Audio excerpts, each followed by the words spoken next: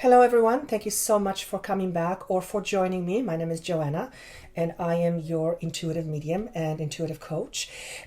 These are going to be your readings for the month of May. I'm going to keep this very short and very brief. I want to say first and foremost, thank you. Thank you so much for joining me. Thank you for liking, for sharing, for subscribing to my videos. Please keep in mind these are general videos, so they may not apply to you. Some parts may apply to you, sometimes the entire thing may apply to you, and sometimes none of it will apply to you, and that's okay. Do watch your rising sign, your moon sign, and your sun sign, because these will often create a much clearer picture of what's going on in your life or how it's reflected in your particular case. If you would like a private session, that information is down below for you. And always remember that if you send me an email regarding how the readings pertain to you, I have no way of knowing that until I actually connect with you when I have a session with you. So if that is what you wish, that information is down below for you. Aside from the fact that May feels very significant, but I think I always say that everything is very significant, but there are some planetary changes happening in the month of May. The planet of Uranus is entering the sign of Taurus, and with that comes significant changes for the next little while. So be prepared to shift, to change, to evolve, to become much more enlightened, and a lot of the readings do reflect that. So without further ado, thank you so much again. Let's move on to your individual readings. I will see you soon. Hello, beautiful sign of Libra. This is going to be your reading for the month of May 2018. Let me just say that there is an emotion that I feel in my throat. And it is significant because when I connected to your energy, I felt like something was about to burst out of its bubble. And I have said this to some other signs, but not necessarily in this particular way. But there is something to be released for a lot of you. And I'm noticing a trend in this month's readings that there is a heavy, heavy, heavy emphasis on our consciousness, on our patterns, on our behaviors, and on examining the deeper truths within ourselves that may not always be very obvious to the naked eye. So there's a heavy emphasis on shifting our perception. And as we know, we change our perception, the whole world changes around us. So there's something about to pop from me. It has to do with expression. It also has to do with allowing a certain way of expressing myself. And I just so there's an issue here for some of you with expression, with speaking. Some of you need to sing. There's a great deal of kind of a pent-up energy I feel here in my chest. Some of it has to do with lack, L-A-C-K, stemming from one's past. But there's more information actually in the cards that came up with this, so I'm going to go into that a little bit later. I also very clearly heard and saw a dragon.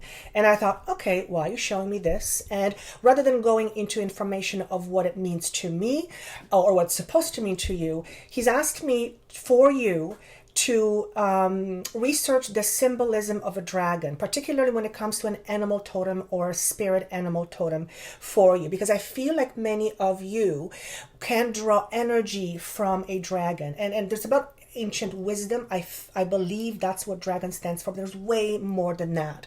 And what's fascinating here is that 10 minutes later, when I did the cards, the dragonfly is coming around. So it's interesting what's being said, and I feel that there's a significant here. For some of you, the dragon may represent something already. Obviously, is the sign of strength for a lot of people, but it may also have other meanings to you. And if you have no meaning assigned to it, look up what the dragon energy brings with itself, because you might be able to tap into that energy or exude that energy and embody that energy in order to help you accomplish some pretty important goals. I also saw many of you are coming from a place of stuckness. And for some of you, it is stuckness in relationships. For some of you, it's stuckness in your work. And for some of you, it's just emotionally being stuck. And what I saw is that the stuckness, or the anchor that has kept you stuck, is finally being lifted off. But the interesting part is, it's not something that is lifting off your anchor, whatever your anchor is that's holding you back. It was you picking up the anchor and not letting that anchor keep you stuck in one spot. So again, this is a big metaphor which can apply to virtually any aspect in one's life. But a lot of it is to do with emotions, and also physically too. So there's a very strong emphasis on needing to look at what your anchors are. So if you have been feeling stuck, if you have been feeling not happy, if you have been feeling like life just isn't going the way you wished for it to go, it's time to examine the deeper aspect of you, subconsciously speaking, and ask yourself, if it was me keeping myself back, not saying it is, but if it was me, it gives the mind ability to think rather than going, oh my God, what if there was something that kept me stuck? What would that be? And always look within. Don't look outside, because we keep ourselves stuck most of the time. So that's an important, significant point that is wanting to come out. Now, I'm just going to briefly talk about the numbers. The numbers around you are one of choices and changes to your foundations. Brilliant. This could be choices and changes around career, which fundamentally supports us because it gives us sustenance with money. And this is choices and decisions choices and decisions around the framework of your life. In other words, what is my framework? Is my framework strong enough to sustain whatever it is that I want to achieve? So the message is basically the same. It's, the numbers around you are also about changing and shifting and choosing or deciding about the deeper aspects of who you are. Who do you want to be? What's standing in your way? Choosing to look at things that kept you stuck, that sort of thing. All of this leading to a greater balance and a lot more nurture and harmony within. Notice what I'm doing with this. This needs to come out for some of you. Some of you are already aware of and you've been pushing it back. Some of you have no idea and you're going to listen to me and you're going to say, what is she talking about? But I promise you, if you're meant to hear this, you will understand it. Okay? The other thing I kept being shown is you have planted something at some point, and now in the month of May, give or take a few weeks, you are taking that plant and you are replanting it somewhere else. So what this signifies is that you have put some efforts into something, and it sounds or feels like many of you will take whatever that effort was put towards and put it somewhere else. This could be a change of environment with work. This can certainly be change in the where you focus your energy, but it feels to be more physical. So, I'm asking for an example. Let's say you're putting a heavy effort on emphasis into some sort of activity that you're doing, but then as you go along, you're realizing it's more of a chore than something that you enjoy. So you take that effort and put it into a place or activity that all of a sudden goes, wow, this is what I really like. So even though you have invested something in it, doesn't mean you have to necessarily stay. And yes, that's a metaphor. And so there's a change or shift of focus, which again implies decisions or choices are to be made.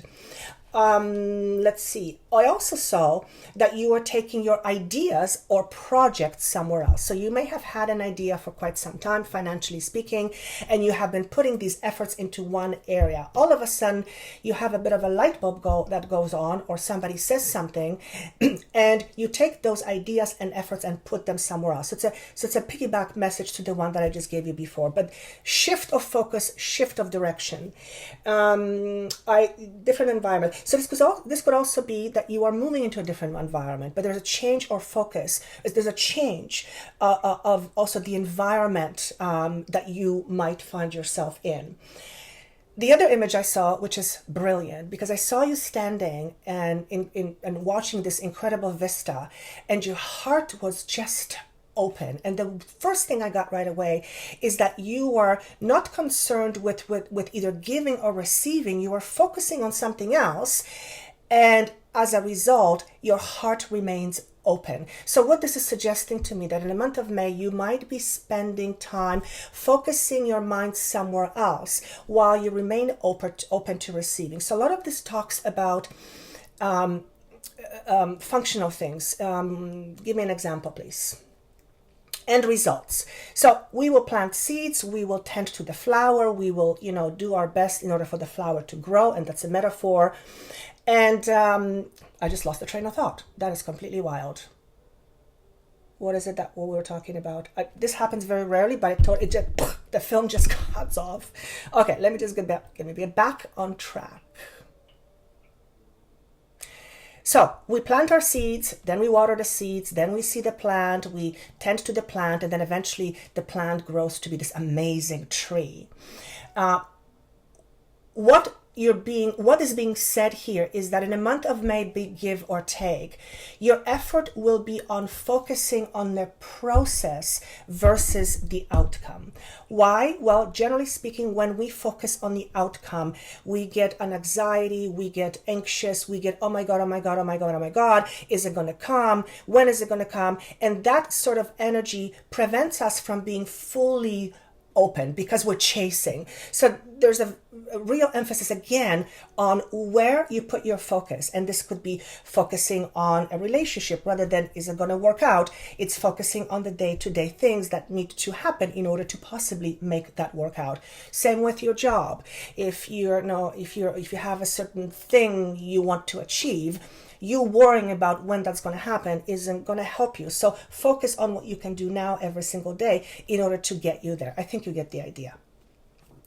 Let me see what else I've got here. That's all I've got. Okay, so now let's move on with the cards. I asked for 2 specific cards that symbolize you, or that you need a message from. You got the dragonfly, as I mentioned, and then you have the moth, okay? Both with wings. So there's a theme here, as you will notice. So the dragonfly talks about a very busy mind. It talks about a mind that can't be still. And when a mind that is very busy and a mind that cannot be still will not allow a lot of inspiration to come through, because inspiration has nothing to do with the logic or this, right? Yes, it's not a logical process. It's a feeling, I believe.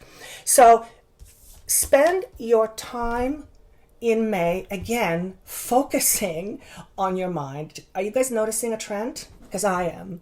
And I think that's just for all of us, not for just the sign of Libra, but it's being really emphasized. So notice if your mind is so busy that you're not allowing the light to come through. And incidentally, one of the other cards you have as a focus point is Imagine, which is all about taking the time to imagine, to meditate, to create in your mind, to daydream. So these are polar opposites. This is a mind that's too busy and it's not allowing, certain things to come through, certain light to come through. And this is the polar opposite of what you need to do in order to mitigate this. So I think that's pretty self-explanatory. There's a lot of emphasis on thinking, or the way we think and perceive. The moth is all about being drawn to something other than what you have. In other words, the proverbial grass is greener on the other side. What this is saying here is, if you have certain projects on the go, don't get all of a sudden swayed by some other shiny object and not finish what you're doing and run into something else, unless it makes sense. Because there's an emphasis here of looking outside for what you don't have versus focusing on what it is that you do have. So there's very much, again, glass half full versus glass half empty. But I feel like this is talking about work specifically for some of you, and relationship is the other one that comes up. I also want to say, don't be too quick to judge. Don't be too quick to judge. You never know what the other person is thinking or feeling. So that's what comes with this card as well. Now, what are your focus points for May? You have never-ending story in protection. This is about avoiding drama. So we get into drama because we get into mind games and we get into things that, well, we really shouldn't have to. And I always say, drama is created by two people. I guess one person can have a drama, but to have this between two people, it takes two. What I'm trying to say here is stay away from all drama at all costs in the month of May. And actually for the rest of your life, if you can. But it's really, really important, particularly in this month. Why? Because for some of you, it will save a relationship. Okay, so if you are someone who, fires off and you're peed off and then you don't care what you say, don't get into any drama situations because chances are you will be the one to lose. This could be in a family, this could be with a friend, this could be, coworker, could be anything. Stay away from drama as much as you possibly can. And sometimes it can be very tempting, but again, if you focus on your mind and get it to be calm and serene, your chances of staying calm in a crappy situations will be greatly magnified. Okay? The next card you have as a focus point is to be fair. So this is about, one of the messages here is the level always finds itself, or the water always finds its own level. That's how I want to say it. So this is justice, card of justice. It could be. This is about balancing things out. This is about seeing things from other people's perspective. This is about finding a mutual ground, a common ground, again, without getting into drama unnecessarily. And I already showed you the meditation, taking time for yourself, contemplating. Very, very important in the month of May. One more thing with this card. I also want to say for some of you, there's going to be a fair outcome. This could be a legal matter, but it's what is it that I'm seeing, please? I feel many of you will achieve fairness, or you will see something come to a point where you will feel like things are now fair or equal, okay? It's also about you striving for equality within you, can I say it that way, or more balanced within you, okay? And when we come from a place of quiet balance, we approach life very differently.